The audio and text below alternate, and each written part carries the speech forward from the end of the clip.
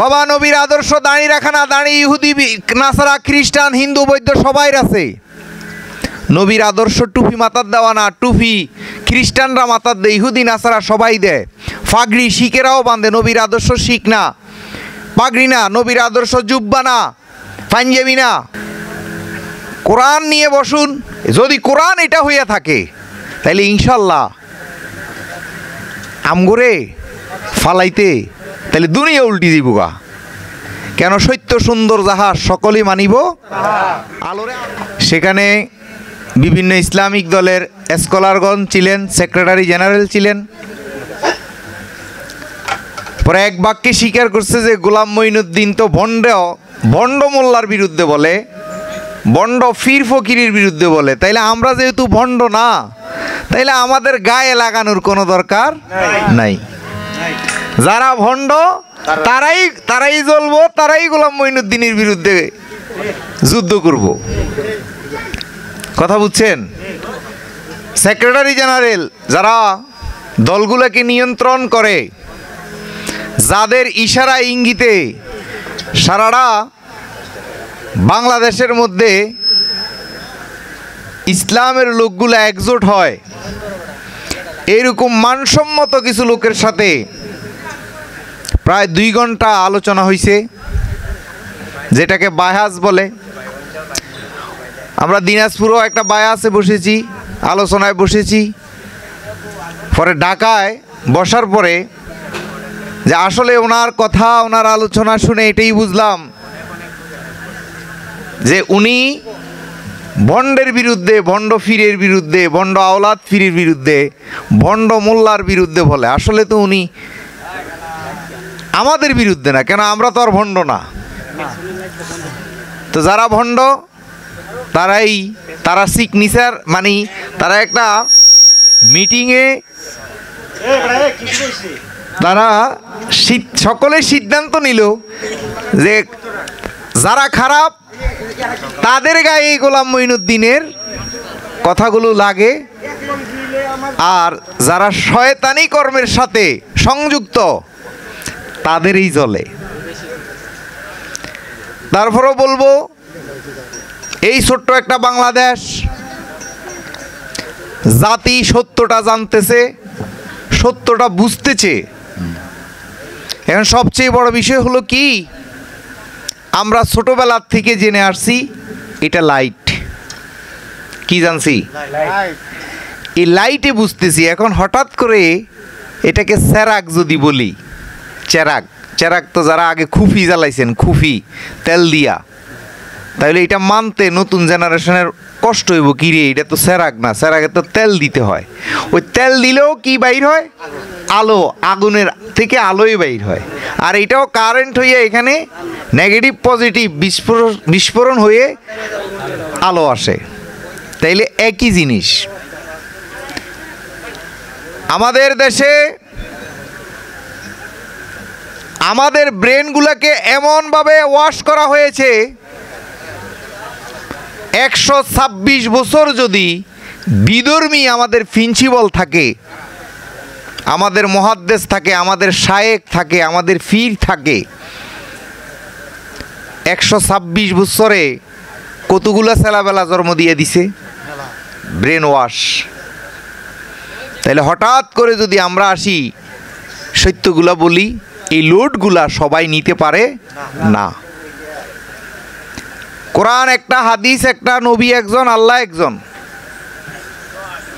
অথচ দয়াল নবী আদম হাওয়া আহলে সুপ্পা হইতে, সাহাবায়ে কেরাম হইতে, খাজা বাবা আব্দুল কাদের জিলানী, গৌসুল আজম মাইজভান্ডারী, লালকুটি, শম্ভুগঞ্জি, মুর্শিদপুর দরবার শরীফ, এনায়েতপুর দরবার শরীফ, আটরশি দরবার শরীফ, সব আমরা এক জায়গায় আছি, একটা মতপথে আছি। কোথায় থেকে? সে আদম হাওয়া হইতে দয়াল নবী হয়ে আজকে পর্যন্ত। কিন্তু যারা 200 বছর আগে প্রতিষ্ঠিত হয়েছে, এই দলগুলা যারা আজকে মাজার ভাঙতেছে, আমাদের ওলি আল্লাহর বিরুদ্ধে যারা বলতেছে, এরা কিন্তু বাবা এক দলে নাই। এরা একজনে মারামারি করে। আর এদের থেকে দেখবেন আমরা যখন বাজারে ফল পাকড়া বা যে জিনিসগুলো নিই বাজারে ভালো বিক্রির জন্য উৎকৃষ্ট মানের জিনিসগুলো নিয়ে যাই, পচা কাদা ভাঙ্গা এগুলা বাড়িতে রেখে দিই, ঠিক না? এই পচা কান্দাগুলা একসাথ হইয়াই আজকে আমাদের উপরে আক্রমণ করতেছে। একজন মুসলমানকে গালি দিতে পারে না, একজন মুসলমানকে মারতে পারে না। নবীজির মক্কা বিজয়ের পর বলছে কারো একটা গাছের পাতাও যেন না ছিঁড়ে। সুবহানাল্লাহ। কিসের পরে কইছে? মক্কা বিজয়ের পর বলছে যে কারো একটা গাছের পাতাও যেন না ছিঁড়ে। আর আজকে কি হচ্ছে? তো মহান মালিক, আমরা সুফিবাদের মানুষ, দয়াল নবীকে মারছে, দয়াল নবী মারছে এরকম কোনো দলিল নাই। দয়াল নবী সেজদায় গেছে, ওনার মাথার উপরে আতুজুড়ি ফসা আতুজুড়ি দিয়ে দিছে। দয়াল নবী এগুলা ফালাইতেছে আর চোখের পানি ফুটতেছে। আল্লাহ বলতেছে, ইয়া রাসূলুল্লাহ, আপনি আমার সাথে দিদার করতেছেন, মেরাজ করতেছেন, সেজদায় আমার কাছে সেজদায় পড়ে আছেন, অথচ কাফেররা আপনার গর্দানের উপরে কি দিল? ফসা আতুজুড়ি দিল। এটা আমার সহ্য হচ্ছে না, আমি পৃথিবীটা উল্টাইয়া দিই। কে কয়? আল্লাহ কয়। পৃথিবী কি করবে? এটা বুখারী সিক্তার হাদিস। পরে আল্লাহ রাসূল আবার কাইন্দে আল্লাহরে কইতেছে, বারে এলাহি মাবুদ, আপনি যদি পৃথিবীটা উল্টাইয়া দেন তাহলে আমি সত্য ইসলামটা কার কাছে প্রচার করব? সুবহানাল্লাহ। আমরা সেই ধর্মের মানুষ। আজকে পর্যন্ত এই পর্যন্ত আমার বাড়ির 3-4 বার ভাঙ্গা হয়েছে, হাজার মাজার ভাঙ্গা হয়েছে। বলেন তো, একটা মাজারের লোক, একটা সুফিবাদীর লোক, একটা সাধক কাউকে আক্রমণ এখনো করছে? তাইলে এরাই হলো নবীর আদর্শে আদর্শবান। বাবা, নবীর আদর্শ দাঁড়িয়ে রাখা না, দাঁড়িয়ে ইহুদি নাসারা খ্রিস্টান হিন্দু বৌদ্ধ সবাই আছে। নবীর আদর্শ টুপি মাথার দেওয়া না, টুপি খ্রিস্টানরা মাথার দেয়, ইহুদি নাসারা সবাই দেয়। পাগড়ি শিখেরাও বাঁধে, নবীর আদর্শ শিখ না, পাগড়ি না। নবীর আদর্শ জুব্বা না, পাঞ্জাবি না। নবীর আদর্শ কি?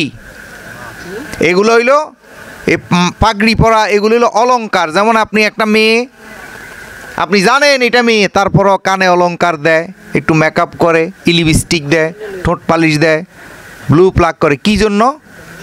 সুন্দরের জন্য, অলংকারের জন্য। তো টুপি দাঁড়ি পাগড়ি এগুলো হইল অলংকার। নবীর আদর্শ হইল মিথ্যা কথা না বলা। নবীর আদর্শ হইল কারো হক নষ্ট না করা। নবীর আদর্শ হইল আমার হাত মুখ দ্বারা যেন অন্য মানুষ নিরাপদ থাকে। এগুলো হইল নবীর আদর্শ। আজকে ইয়াজিদির শিক্ষায় যারা শিক্ষিত হয়েছে, ওই শাইকুল হাদিসরা, ওই মুহাদ্দিসরা, ওই রাবিরা, ওই ফিরেরা কি করছে? নবীর আদর্শ বানাইছে টুপি দাঁড়ি জুব্বা পাগড়ি।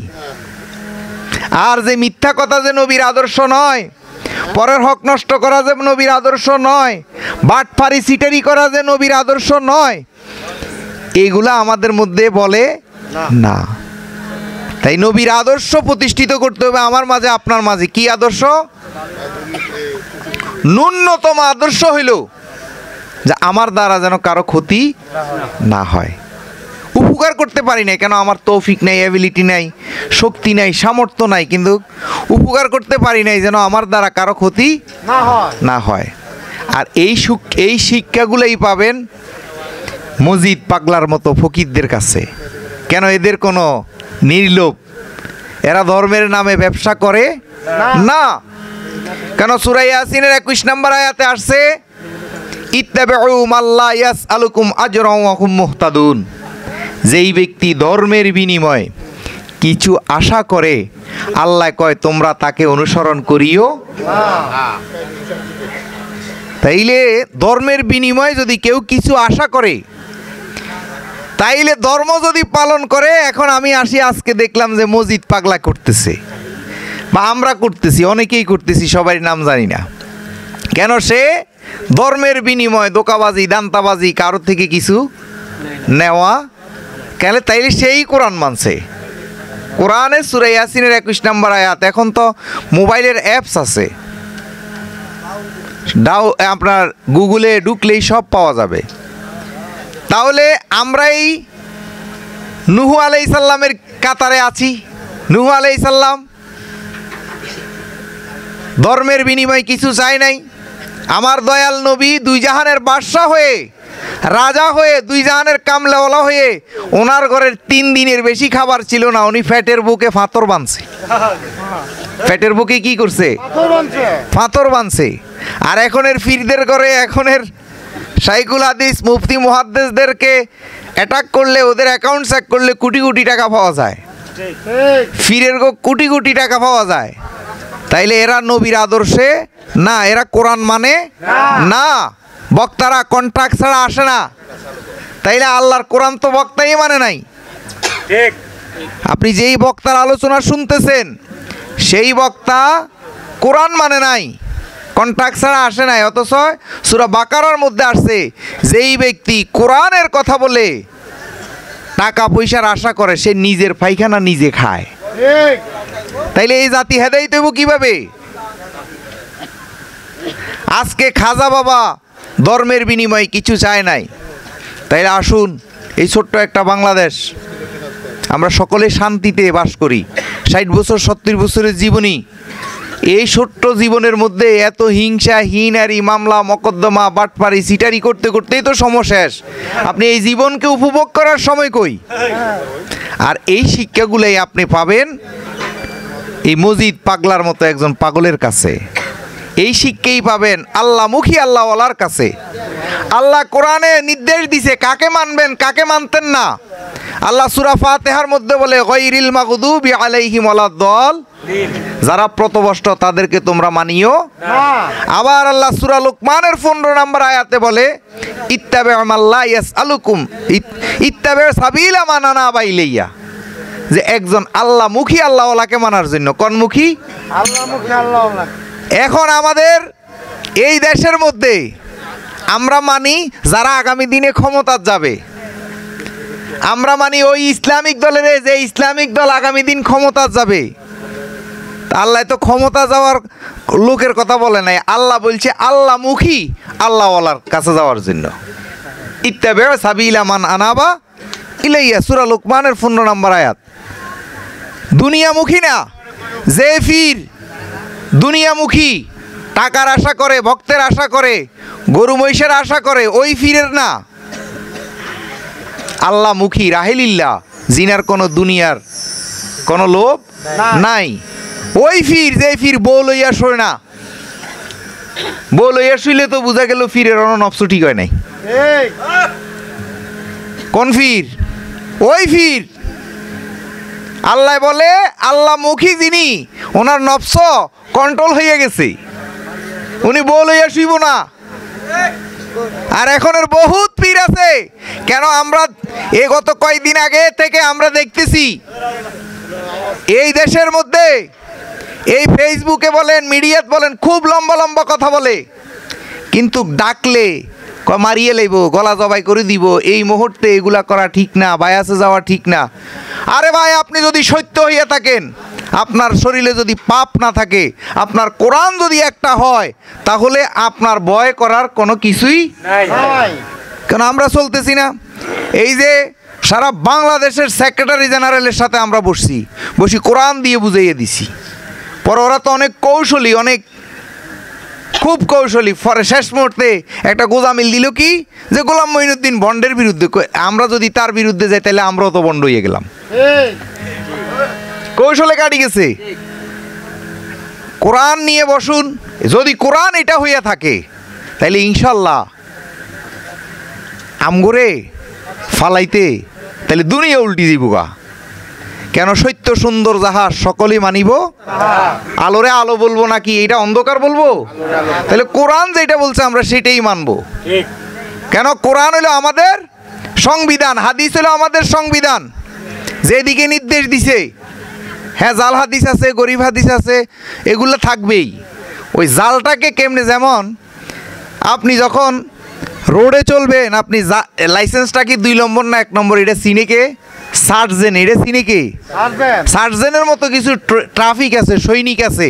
এই যে সেনাবাহিনীর মেজর, এখন ম্যাজিস্ট্রেটরা এই ক্ষমতা নিছে, ওনারাও লাইসেন্স দেখলে চিনবে না, হুবাহুব নকল। যারা তো চিনে কে? সার্জেনে চিনে, হলুদ সার্জেনে চিনে। তারা ওইটার উপরে ট্রেনিং করে আসছে, গাড়ির নাম্বার দেখলে বুঝে এটার ফিটনেস কত দিনের আছে না নাই। তদ্রূপ আমরা বুঝি কোনটা জাল কোনটা নকল। বাবা দরবার একটা, এক দরবারের 10 জন ফির। কজন ফির? বেলায়েত কয়টা? স্বাস্থ্য বায়ু ফির, জ্যাঠ্য বায়ু ফির, বাইরের ঘরে ফির, বইনের ঘরে ফির। তাইলে এই ফিরদের দরবার তো বাঙ্গা জরুরি দরকার। কেন? এরা আল্লাহর পক্ষে না, এরা কার পক্ষে না? তাহলে মূল বিষয় হলো বাবা, সঠিক জিনিসটা, সঠিক কথাগুলা আমাদেরকে বুঝতে হবে, সঠিক কথাগুলো আমাদেরকে জানতে হবে।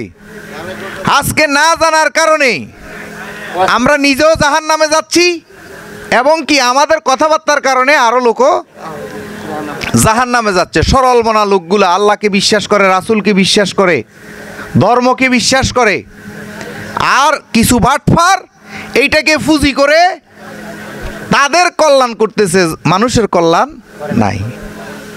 এই ধর্ম ব্যবসায়ীরা তাদের ফ্যাট ফুট, ছেলে মেয়ে, তাদের আত্মীয় স্বজন কত বড় নিকৃষ্ট হলে ফিরের ফুতেরে আমেরিকা লন্ডনে পড়ায়, আর ভক্তর ফুতের লেগে এতিমখানা খুলে রাখছে। চিন্তা করছেন? ফিরে এসি ছাড়া থাকে না, আর ভক্তের কোনো খবর নাই।